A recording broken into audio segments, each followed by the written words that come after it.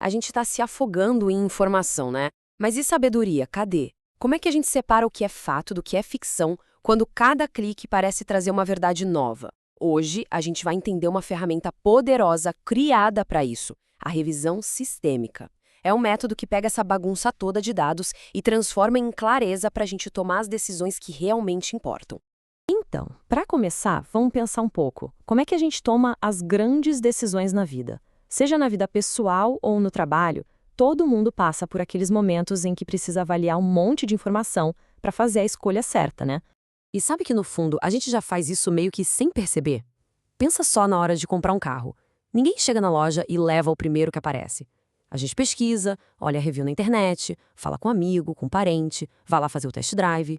O que a gente está fazendo, na verdade, é uma mini revisão de evidências para poder bater o martelo. Beleza, um carro é um bom exemplo, mas e se a gente aumentar muito essa escala? E se a decisão não for sobre um carro e sim sobre um tratamento de saúde? Ou sobre uma política pública que afeta milhões de pessoas? Aí o peso da decisão é outro, né? As consequências são, bem, muito maiores. E é aí que mora o perigo, de verdade. Pensa só. Nessas áreas tão críticas, se uma decisão é baseada numa informação incompleta ou num estudo meio duvidoso, as consequências podem ser desastrosas. É aquele paradoxo, sabe? Na tentativa de ajudar, a gente pode acabar fazendo mais mal do que bem. Bom, e foi justamente para combater esse risco que surgiu a revisão sistemática. Pensa nela como se fosse um mapa, uma bússola mesmo, para a gente navegar nesse oceano de informações. Ela garante que as nossas decisões estejam bem firmes, sabe, ancoradas em tudo o que se tem de evidência e não só num pedacinho. Mas tá, o que é exatamente uma revisão sistemática? Olha, as palavras mais importantes aqui são sistemático e explícito. O que isso quer dizer? Que não é só sentar e ler uns artigos que a gente acha por aí. Não. Ela é uma pesquisa científica em si mesma. Tem todo um plano, um método super transparente para encontrar e analisar tudo que já foi publicado sobre um assunto. E aqui está a grande virada de chave, a diferença crucial. Uma revisão normal, tradicional, pode ser bem subjetiva. O pesquisador pode acabar até sem querer escolhendo só os estudos que concordam com ele. Já a revisão sistemática é o oposto.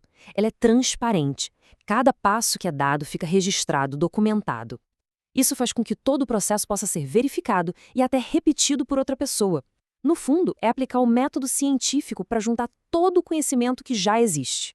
E a força toda desse método está no processo, simples assim. Não tem espaço para "eu acho que". É um caminho lógico, sabe, passo a passo, que garante que o resultado final seja rigoroso e, principalmente, confiável.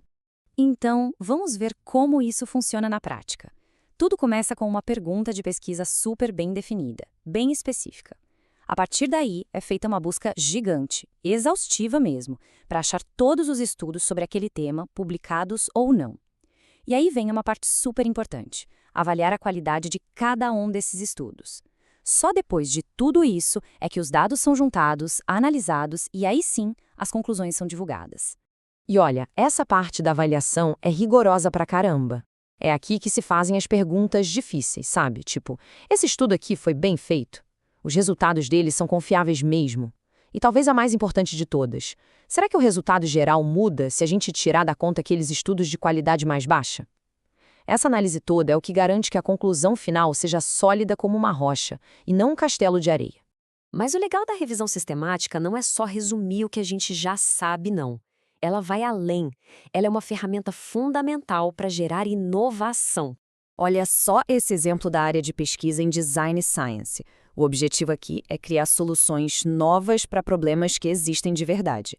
E qual é o primeiro passo, o ponto de partida? A revisão sistemática. É ela que vai mapear o terreno, mostrar o que já tentaram fazer, o que deu certo e, o mais importante de tudo, onde é que está faltando conhecimento, onde é que tem um espaço para a inovação entrar. A lógica por trás disso é bem simples, na verdade. É para a gente não ficar reinventando a roda.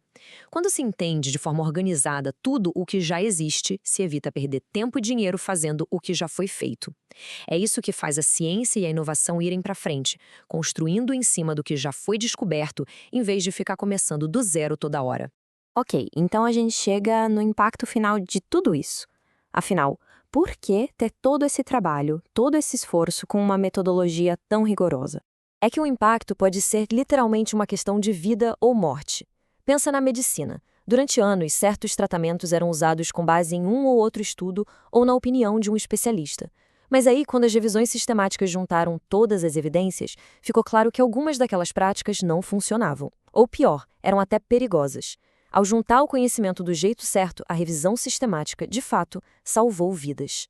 E isso tudo deixa a gente com uma pulga atrás da orelha, uma reflexão para levar. Se o método assim tão organizado pode ter um impacto tão gigante numa área como a saúde, imagina só o potencial em outras. Que outros grandes desafios sociais, na educação, na tecnologia, a gente poderia resolver se olhássemos para o conhecimento que já existe com esse mesmo rigor, com essa mesma transparência?